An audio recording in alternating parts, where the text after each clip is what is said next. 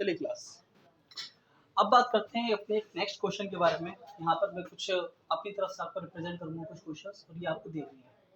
सामने आपको दिख रहा है कि यहाँ पर आपको ग्राफ बनाया हुआ है, जो ग्राफ आई और बी के बीच में बन रहा है। सही है। यहाँ आई और बी के बीच में ग्राफ बनता है तो यहाँ पे आपको दो वायर देखने को मिल रहा है, एक वायर एक्स हो गया और एक वायर हो गया वाई। दोनों के स्लोप्स अलग अलग है। इसको सॉल्व कैसे करेंगे? क्वेश्चन आता है कि भाई बताइए किसकी रेसिस्टिविटी ज्यादा होगी और किसका रेजिस्टेंस ज्यादा होगा। ये क्वेश्चन आता है सब उसके लिए। तो इनको करने के लिए आप कैसे सॉल्व करते हैं वो मैं आपको इसकी ट्रिक बताने जा रहा हूँ। सही है। देखिए, इसके लिए पहले तो मैं आपको बता देता हूँ कि according to Ohm's law R equals to होता है V अपॉन में I। R इजिकल्स टू क्या होता है? V upon I। तो इसका मतलब क्या होना चाहिए था? V ऊपर होता और I कहाँ होता? नीचे। बट यहाँ पर क्या दे रखा है? यहाँ दे रखा है इनवर्स। इनवर्स मतलब कि I आपको ऊपर दे रखा है और V कहाँ दे रखा है? आपको नीचे रिप्रेजेंट किया हुआ है। इसका मतलब 1 अपॉन R इजिकल्स टू हो रखा है I अपॉन में V। ये आपको यहाँ तक समझ में आ गया होगा। अब यहाँ पे मैं बताता हूँ स्लोप वाला मामला कैसे सॉल्व करना है। तो जिसका स्लोप कैसा होगा? ज्यादा होगा, उसका रेसिस्टेंस क्या होगा? कम होगा। जिसका स्लोप ज्यादा उसका रेसिस्टेंस कम, जिसका स्लोप कम उसका रेसिस्टेंस ज्यादा।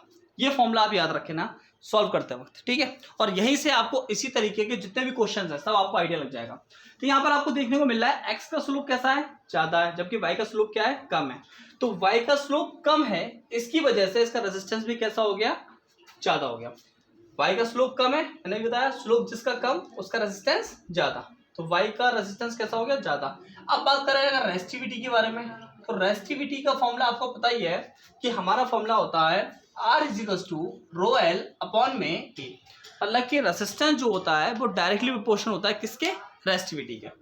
तो जब रेसिस्टेंस डायरेक्टली प्रोपोर्शनल होता है रेसिस्टिविटी के, तो आपका यहाँ पर यह बन जाता है कि अगर आपका रेसिस्टेंस जिसका ज्यादा उसकी रेसिस्टिविटी भी ऑब्वियसली सी बात है क्या होगी? ज्यादा होगी। ओके, जैसे मान के चलते हैं जैसे जिसका रेसिस्टेंस ज्यादा होगा उसकी रेसिस्टिविटी भी क्या होगी? ज्यादा होगी। ठीक है। तो यहाँ पर अगर पूरे क्वेश्चन को डिस्क्राइब करें दोबारा से तो बहुत सिंपल है। दो स्लोप है, अगर आई ऊपर है और वी नीचे है तो आपको बताते हैं तो स्लोप जो होता है वो इनवर्सली प्रोपोर्शनल होता है रेजिस्टेंस का। जिसका स्लोप ज्यादा उसका रेजिस्टेंस कम, जिसका स्लोप कम उसका रेजिस्टेंस ज्यादा। अब जब रेजिस्टेंस आइडेंटिफाई हो जाएगा तो रेसिस्टिविटी के डायरेक्टली प्रोपोर्शनल है, आप लगा दीजिए, सॉल्व हो जाएगा। ठीक है। चलिए इसी के जैसा ही एक क्वेश्चन, ये किस लैंग्वेज में आएगा वो मैं आपको लास्ट वीडियो में, मतलब जब वीडियो खत्म होगी मैं आपको बता दूंगा किस तरीके से क्वेश्चन आपको मेंशन होगा बोर्ड में। ठीक है। तो यहाँ तक मुझे लगता है सभी लोगों को समझ में आ गया होगा। चलिए क्लास, एक सामने आपको क्वेश्चन रिप्रेजेंट हो रहा है, ये आपको ग्राफ बना हुआ है। इसमें बोला है करंट थ्रू 6 ओम रेजिस्टेंस, मतलब कि इस 6 ओम वाले रेजिस्टेंस से कितना करंट सप्लाई होगा, और आपको निकालना है इलेक्ट्रिक पोटेंशियल फॉर 12 ओम। इस 12 ओम के लिए आपको इलेक्ट्रिक पोटेंशियल आइडेंटिफाई करना है। अभी तक आप जितने भी क्वेश्चन करते हुए आ रहे हो, पहले आप क्या करते थे? सीरीज सॉल्व करते थे, फिर पैरेलल सॉल्व करते थे। तो यहाँ पर भी आप यही कीजिए। सबसे पहले ये दोनों जो रेजिस्टेंस है वो किस में है? सीरीज में है। मैंने कल ही एक फंडा बताया था, अगर वायर्स क्या होते हैं? डिवाइड होते हैं तो पैरेलल है, और वायर्स अगर डिवाइड नहीं होते हैं तो वो किस में आता है? सीरीज में आता है। तो ये दोनों सीरीज में हो गए, इसका नेट आएगा 9 ओम। ये दोनों भी सीरीज में है तो इसका भी नेट आ जाएगा आपका, इसका नेट आएगा 12 + 30 15 ओम। ठीक है। आपको निकालना है करंट थ्रू 6 ओम रेजिस्टेंस। आपको आई की वैल्यू आइडेंटिफाई करनी है। आई इजिकल्स टू होता है पी अपॉन में आर। आपको पता है ओम्स लॉ का फॉर्मूला मोस्टली हम यूज करते हैं। इलेक्ट्रिक पोटेंशियल जो होता है वो पैरेलल में सबके लिए सेम रहता है। तो V equals to R, P की जगह पे आप रख देंगे कितना? पी की जगह पे रखेंगे आप 4, जबकि आर कितना होगा? 6 ओम से होता हुआ कितना करंट सप्लाई हो रहा है ये निकालना है। तो यहाँ इन दोनों का टोटल रेजिस्टेंस कितना है? 9 ओम। आपने यहाँ पर वैल्यू रख दी 9, ये मान के चलते हैं, ये निकाल दिया हमने I1।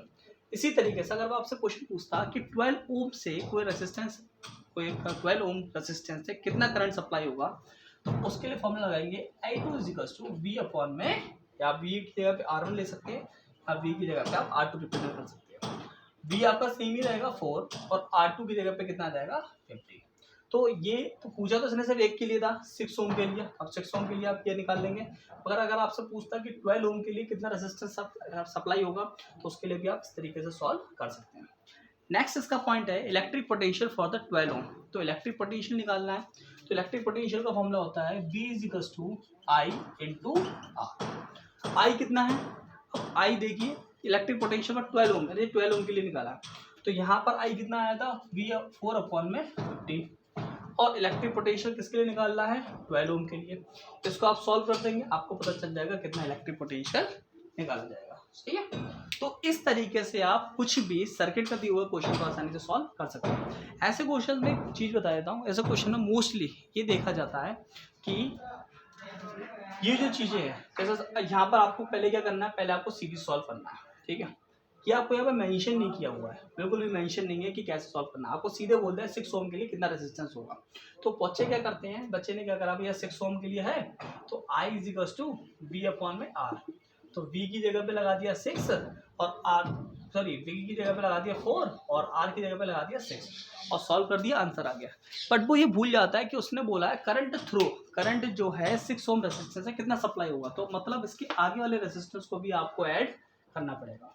ये ध्यान रखना इन क्वेश्चंस के अंदर। ठीक है, और ये किस तरीके से आएगा वो मैं आपको भी रिप्रेजेंट करूंगा लास्ट वाली वीडियोस में। ठीक है, एक क्लास जो आपको ये मैंने जो इससे पहले जो क्वेश्चन आपको समझाया था, वो क्वेश्चन को इस तरीके से दिया जाएगा। सामने आपको दिख ही रहा है कि VI graph of the slope magnetic wire, 2 minute जरा हाईलाइट कर लेता हूँ। देखिए देखो इस तरीके से आपको एक क्वेश्चन यहाँ पे जो देखने को मिल रहा है, ये वाला क्वेश्चन मैंने आपको एक्सप्लेनेशन किया था इसका कि किस तरीके से इसको आपको पूरा सॉल्व, ये क्वेश्चन था पूरा। सही है, अच्छा नेक्स्ट क्वेश्चन देखते हैं कौन सा था। नेक्स्ट क्वेश्चन जो है वो कुछ आपको इस तरीके से फिगर में मिलेगा, ये रहा पूरा, ये आपका पूरा क्वेश्चन है और आपसे 3 टर्म्स में ये चीज़ें पूछेगा कि current through the left 6 ohm resistance, 6 ohm resistance के लिए कितना करंट होगा। फिर आपसे पूछेगा इलेक्ट्रिक पोटेंशियल 12 ओम के लिए कितना होगा, तो आपको पूरा सॉल्व करना है और फिर इसका आंसर आपको निकालना है।